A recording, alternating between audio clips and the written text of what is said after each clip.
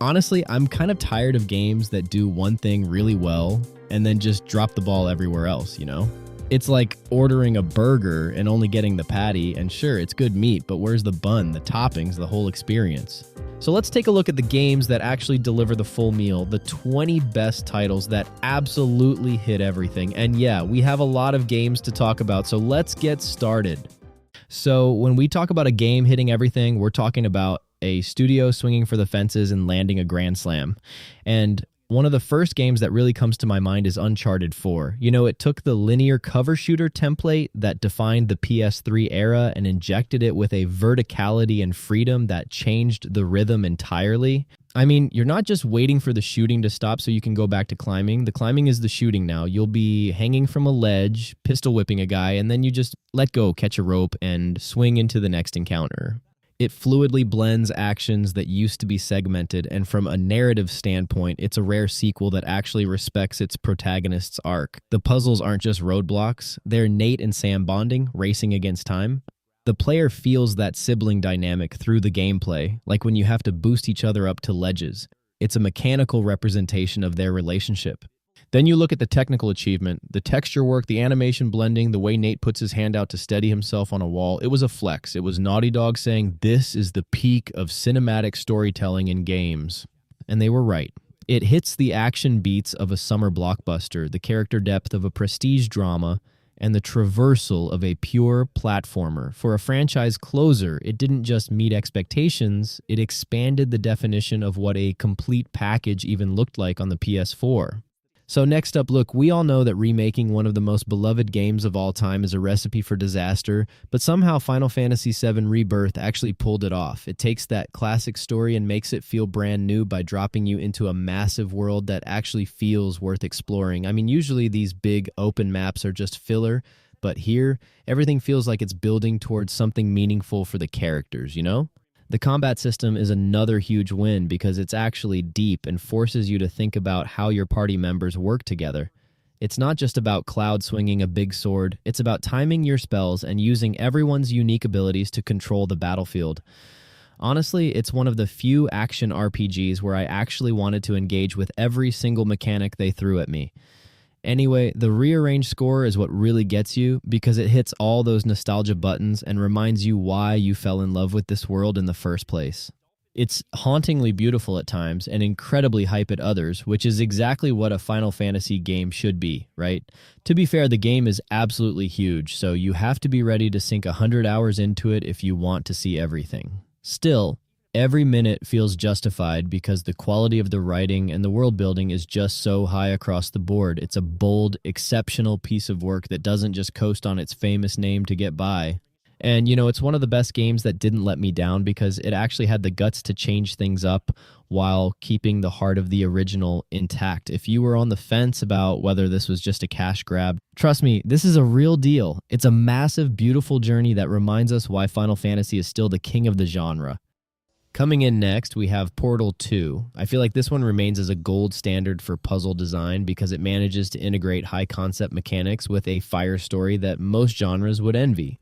You wouldn't think a game about placing holes on walls could have such emotional depth, but the writing is hilarious and deeply character-driven at the same time. The dynamic between the player and GLaDOS evolves in such a fascinating way, making the narrative feel much more personal than your average puzzler, right? I mean, the mechanics are truly mind-bending, introducing elements like light bridges and gels that completely shift how you perceive the space around you. It's an exceptional example of how to iterate on a successful formula by adding layers of complexity without making the experience feel cluttered. The dynamic between the player and GLaDOS evolves in such a fascinating way, making the narrative feel much more personal than your average puzzler, right? I mean, the mechanics are truly mind-bending, introducing elements like light bridges and gels that completely shift how you perceive the space around you. And, you know, it's an exceptional example of how to iterate on a successful formula by adding layers of complexity without making the experience feel cluttered. That said, the environmental storytelling is where the game really shines, using the art and scale of Aperture's history to tell a silent, tragic tale. You're uncovering the remains of a corporate empire, and the way the music shifts to match the era of the facility you're in is just hauntingly beautiful. To be fair, the puzzles are the main draw, but the pacing of the jokes and the world building is what keeps you moving forward, you know? It's a masterclass in game design because it perfectly balances difficulty with that satisfying light bulb moment of realization. Still, what everyone remembers most is the conclusion, which is easily one of the most creative and visually stunning endings in gaming history. And the ending song is a classic for a reason, perfectly capturing the wit and irony that defines the whole series. It's a project that shows what happens when every department at a studio is working at the absolute top of their game. This is one of the best games that didn't let me down because it proved that puzzle games could be high-budget, cinematic experiences. So next on the list, we have Horizon Forbidden West. And, this one actually captures something personal about what this list is really about. Because when Zero Dawn came out, it hit me in a way I genuinely didn't expect. And that kind of experience creates a very specific kind of vulnerability going into a sequel, where part of you is already bracing for the moment it stops feeling as special. I mean, you know how it is. You love something, you wait years for the follow-up, and somewhere in that waiting, your imagination fills in gaps that no real game could ever perfectly meet. So the disappointment when it arrives slightly off from what you'd hoped isn't even really the developer's fault. It's just the math of anticipation. That said, Forbidden West did something I really appreciated. It didn't try to chase the feeling I had playing the first game. It just focused on being a richer, more complete experience in its own right, with combat that finally felt as dynamic as the world around it, exploration that kept rewarding curiosity both above and below the surface, and a story that trusted you to care about these characters without relying on the original's reveals to carry the emotional weight. It met me where I was rather than where I'd been, and honestly, for a sequel carrying that much expectation, that's not a small thing. It's exactly the kind of quiet, steady reliability that earns a spot on this list. So next up, if you want to experience the absolute peak of squad-based RPGs, then Mass Effect 2 is the game you need to play right now. It's the ultimate building a team simulator where every single crew member has a compelling arc that pulls you into their world. I mean, the writing is so sharp that you'll find yourself agonizing over every conversation choice just to make sure your team is happy, you know? The sci-fi vistas are absolutely epic, taking you from crumbling ruins to high-tech cities that look stunning even years later. Honestly, the sense of scale is just massive, making every mission feel like a crucial piece of a much larger puzzle. To be fair, the combat is a big step up from the first game, but the real draw is the deep connection you form with your squad, and it all leads up to the suicide mission, which is easily one of the best finales ever put into a video game. The stakes are incredibly high because anyone, and I mean anyone, can die if you aren't prepared for the worst. That said, successfully bringing everyone home alive is one of the most satisfying feelings you can get in gaming. Still, it's the quiet moments on the Normandy between missions that really make the game special for me. It's an exceptional project that proves how much better a game can be when you actually care about the people standing next to you. Plus, the voice acting is legendary, bringing every alien and human character to life with so much personality. This is easily one of the best games that didn't let me down because it delivered a space opera that felt truly personal. So coming in next, we have Alan Wake 2. When you look at Remedy's catalog, you see a studio constantly pushing narrative boundaries, but with Alan Wake 2, they finally married that ambition to gameplay systems that actually support the horror. This isn't a shooter with a story attached. It's a survival horror game where every system reinforces the dread. The resource scarcity alone changes how you approach encounters. You're not charging in, you're weighing options, conserving ammo, deciding if that fight is even worth fighting. And the dual protagonist structure isn't just a gimmick. Saga's investigation board gives you agency in the mystery, while Alan's scene-altering mechanic makes you complicit in reshaping his reality. It's a bold design choice that pays off. Plus, the game confidently steps away from the action-heavy template of its predecessor. It embraces slower pacing, psychological tension, and environmental storytelling in ways that rival the genre's greats. It hits everything because it represents a mature evolution for both the studio and the genre. It proves that survival horror can be intellectually stimulating, mechanically deep, and visually stunning all at once, without sacrificing an ounce of atmosphere. Coming in next, when Doom 2016 rebooted the franchise, it reminded us that shooters could be fast again. But Doom Eternal took that foundation and turned it into a masterclass in resource management and kinetic design. It rejects the modern cover shooter entirely. There is no regenerate health here, no hiding behind a wall. The only way to survive is to engage, and the game gives you the tools to do that in spectacular fashion. The design philosophy is so tight that every weapon has multiple firing modes and every enemy has a weakness. You're constantly switching guns, not for variety, but for survival.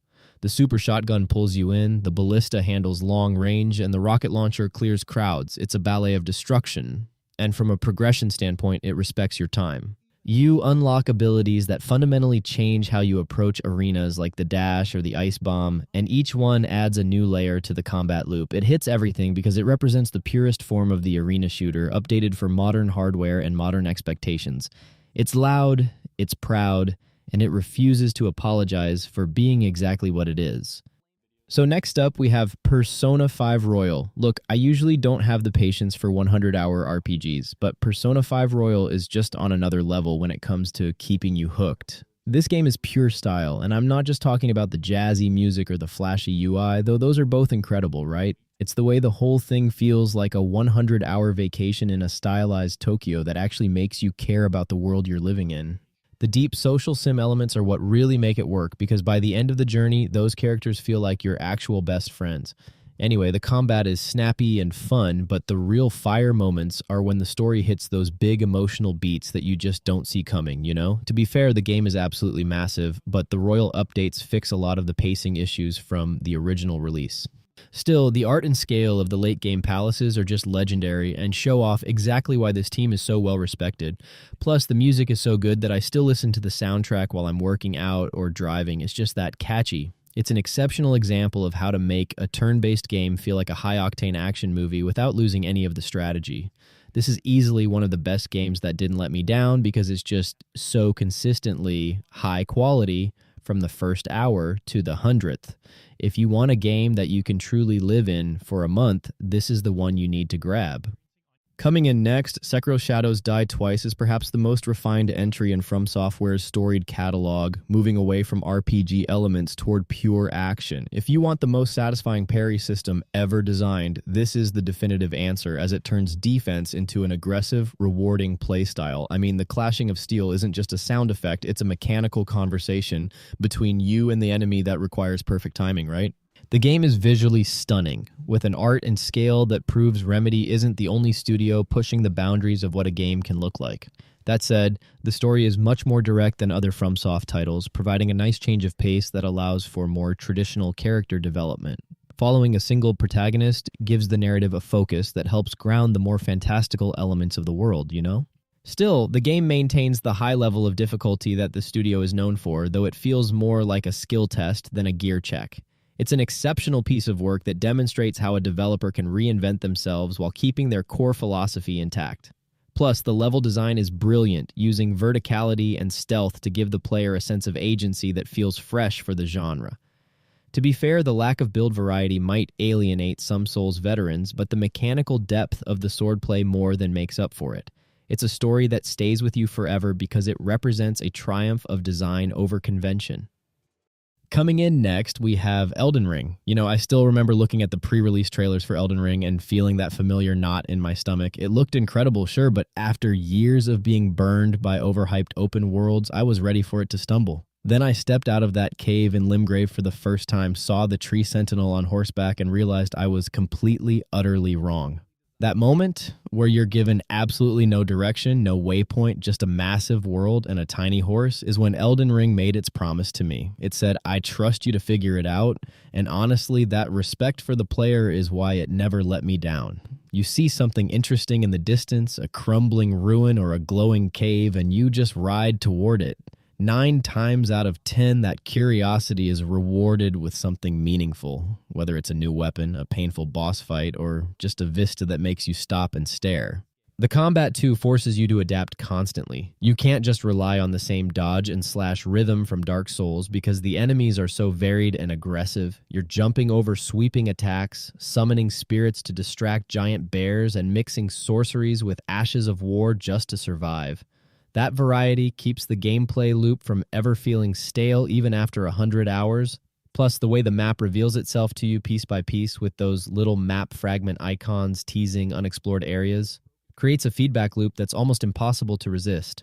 You tell yourself you're just going to check one more ruin, And then suddenly it's 3 a.m. and you're fighting an ulcerated tree spirit in a poison swamp. And compared to other open worlds that just hand you a checklist, the Lands Between feels like a genuine place to get lost in. And for a game this massive, it would have been so easy for the difficulty to feel unfair or the bosses to feel repetitive, but instead, every death feels like a lesson and every victory feels earned. It didn't just meet the impossible hype, it built a world so deep and mysterious that I'm still, to this day, finding things I missed on my first playthrough. That's not just a game that didn't let me down, that's a game that set a new standard for what the entire genre should aspire to be. Okay, so next up, Ghost of Tsushima is one of those games you load up expecting to be impressed by how it looks, and then somewhere around hour 5 you realize the visuals are actually the least interesting thing about it. The art direction is extraordinary, you could genuinely spend hours just in photo mode, no exaggeration. But the swordplay is doing something special. The stance system means every enemy type changes how you have to approach the fight, so you are never really on autopilot. It keeps every encounter sharp and intentional, and then the story just quietly starts hitting harder than you expected. Jin is not a loud character, right? He is restrained and composed, but watching him slowly abandon the code he was built around in order to actually save his home is the kind of conflict that lands harder the longer you sit with it. Now, Ghost of Yotei dropped in late 2025, and it is a legitimately great game. Atsu's world is gorgeous. The expanded weapon system gives you more variety than Tsushima's stances ever did, and the revenge narrative is well executed. To be fair, plenty of people prefer Yotei, and I understand that completely, but Atsu's story is essentially one sustained emotional frequency. The revenge mission is clear and consistent, but it does not evolve inward. Jin's story is about a man going to war with his own identity, and that is a fundamentally more interesting kind of tension to follow. I mean, you know, Ghost of Yotei is the more mechanically polished entry, but Ghost of Tsushima is the one that actually stayed with me, and that is why it is here.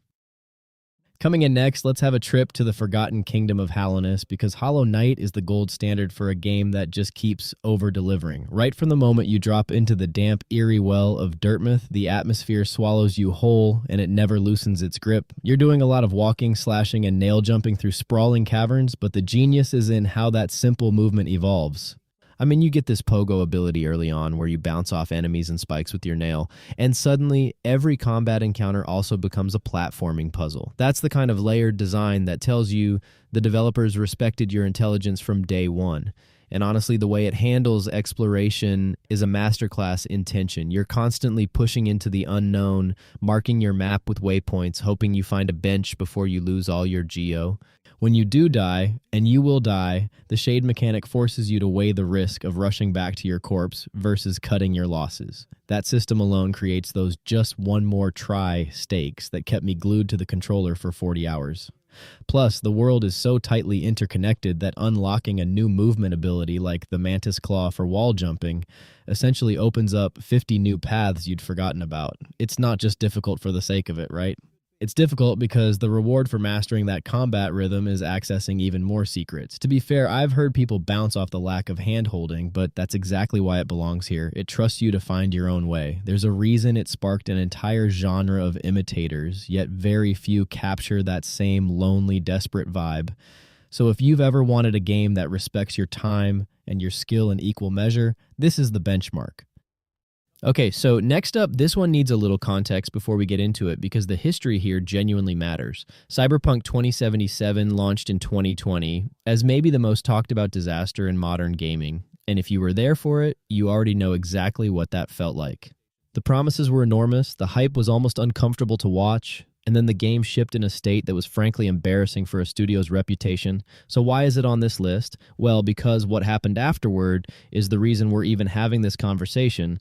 Over the course of several major updates and then the Phantom Liberty expansion, the team rebuilt this game from the inside out. By the time version 2.0 dropped alongside Phantom Liberty, Cyberpunk 2077 had become something genuinely difficult to put down. The overhauled skill tree actually makes you think about how you want to play instead of just dumping points wherever. The police system finally works, the combat has real weight to it, and Night City stopped feeling like a pretty backdrop and started feeling like a place with logic and life behind it. Phantom Liberty specifically adds a spy thriller storyline set in a new district called Dogtown, and the writing in that expansion is some of the sharpest CD Projekt Red has ever produced. Idris Elba's performance alone carries enough tension to keep you leaning forward through most of it. Honestly, the choices you make in that expansion have consequences that feel genuinely uncomfortable in the best possible way, which is exactly what a game set in a world this morally gray should be doing. I mean, most redemption arcs in gaming are about the developer patching bugs and calling it a day. This one was about a studio staring at their failure and refusing to accept it as the final word. That is why Cyberpunk 2077 earns its spot here, because letting you down was its origin story, and not letting you down became its mission. And next up, Baldur's Gate 3 genuinely broke the internet for a while, and the reason is so simple that it almost feels like it should not be remarkable. It just delivered everything it promised, completely and without compromise, in an era where that is rare enough to cause a cultural event. The freedom of choice in this game is on a scale I have not experienced in an RPG before. You can approach almost any situation from multiple, completely different angles, and the world actually responds to each of them with specific considered outcomes. That kind of systemic depth takes an enormous amount of development effort, and Larian clearly spent it. The turn-based combat should not hook players who do not typically enjoy that format, and yet it absolutely does, because the tactical flexibility and the environmental interactions make every fight feel like a creative sandbox. Every companion is fully voiced and written with genuine specificity, so spending time with them feels like a reward rather than an obligation. And the music adapts dynamically to what you are actually doing in real time, which means the score always feels like yours rather than a generic backdrop. Honestly, the last time a game made this many people simultaneously stop what they were doing to go tell someone else about it, I cannot immediately remember when that was. Baldur's Gate 3 earned every conversation it started, and it earns its spot here because it is precisely the kind of game this list exists to celebrate. Coming in next, we have BioShock. If you want a game that is going to absolutely blow your mind with its world and its story, then you need to play BioShock immediately. I mean, the setting of Rapture is easily one of the most visually stunning and iconic environments ever created for a video game, right? The sense of art and scale when you're walking through those leaking glass tunnels is just massive and incredibly immersive. Honestly, the writing is so fire that it makes most other shooters look like they're not even trying, you know? You're using plasmids to rewrite your own DNA and taking on these terrifying big daddies in fights that feel like a total rush every time. To be fair, it's a dark and disturbing journey, but that's exactly what makes it so compelling and impossible to put down. Plus, the choices you make regarding the Little Sisters actually feel heavy and impactful, which was such a bold move for a game back then. Still, it's the mystery of who you are and why you're there that really keeps you hooked from the first minute to the last. It's an exceptional example of what happens when a developer has a massive vision and the guts to see it through to the end. And also, the atmosphere is just top tier with a soundtrack and sound design that make the city feel alive and dangerous around every corner. I'm pretty sure that you'll be thinking about the phrase, "would you kindly," for the rest of your life once you finish this one. So next on the list, it's The Last of Us Part 1. This game is one of those games I find myself recommending to people who do not even consider themselves gamers, because the experience it offers does not require any particular fluency with the medium to be genuinely moving. The story is that accessible and that well executed. Joel and Ellie's relationship unfolds with a patience and honesty that feels closer to prestige television writing than to most video game narratives, and the performances match that quality at every step. What I appreciate most about how the gameplay is designed is that it never lets you feel powerful enough to become emotionally detached. Every combat encounter has stakes because your resources are limited and your enemies are unpredictable, and that sustained vulnerability keeps you invested in survival in a way that connects directly to how you feel about the characters. The Part 1 remake brought real improvements to all of this, and I think the facial animation work in particular is worth highlighting because it adds an entire layer of quiet, unspoken storytelling that the original could only approximate. The music score is also something I still return to outside the game, which is probably the most honest thing I can say about how effective it is. It carries the emotional memory of the whole experience inside it. Other narrative-driven games have learned from this one, and some of them have produced genuinely beautiful work. But The Last of Us, Part 1 still sits at the top of that conversation because it never once asked you to meet it halfway. Now, next up, we have The Witcher 3. Look, The Witcher 3 is one of those games that people who have not played it sometimes assume is overhyped, and then they play it and go quiet for about 2 weeks. The world is not just big, it is genuinely, convincingly alive.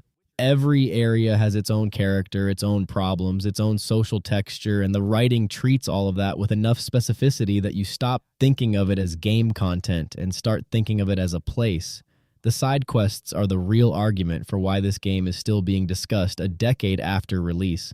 They are not filler. They are complete stories, many of them morally complex in ways that linger with you. And the Bloody Baron storyline in particular is some of the finest writing the RPG genre has ever produced.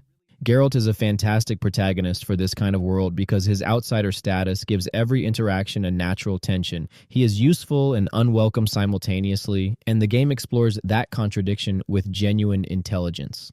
The combat gets more heat than it deserves, in my opinion, especially with a strong build, but I will acknowledge it is not the main event here. The main event is the writing, the world, and the music, which sounds like it grew out of the soil of this world rather than being composed for it.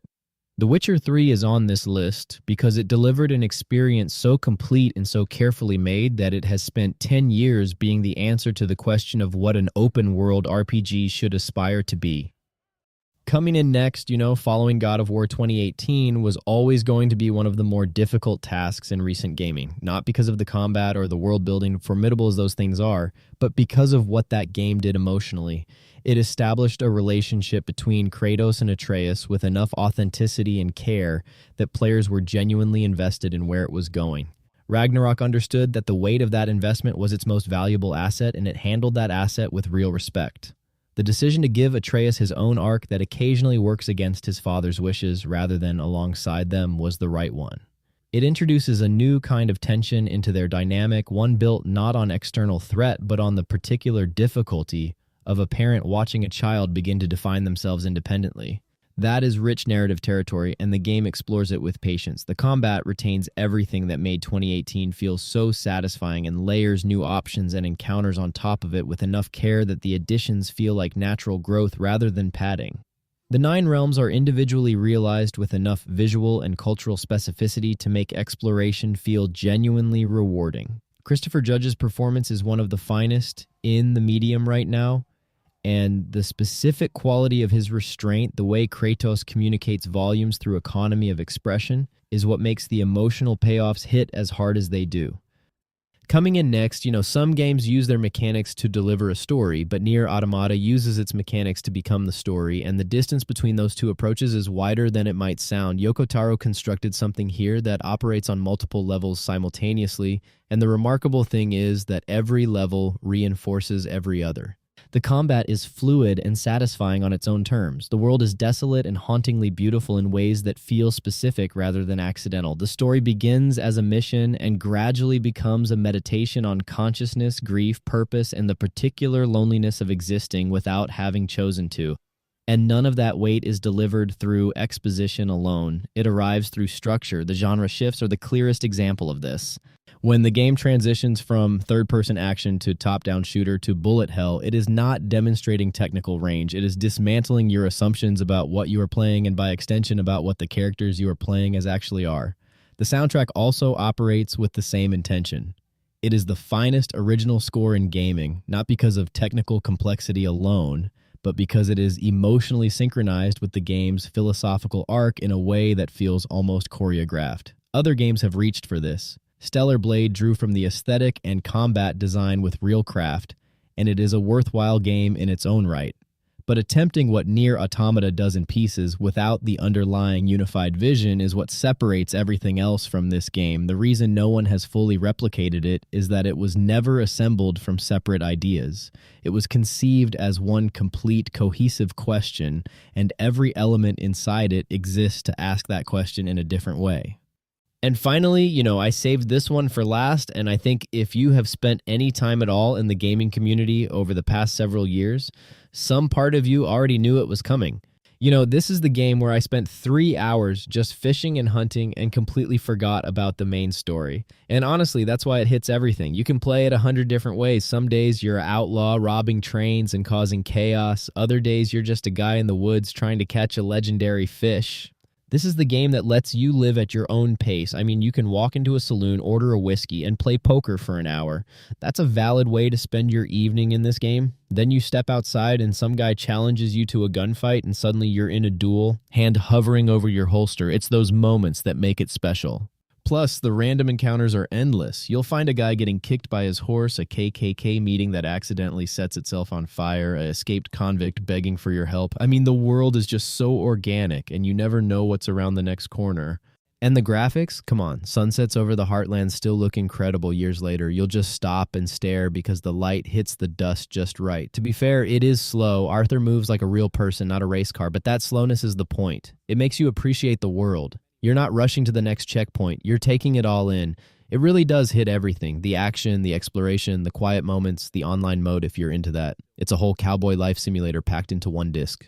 But those are the games that just meet everything that I want from a video game. There are still lots out there. Maybe I didn't know about them.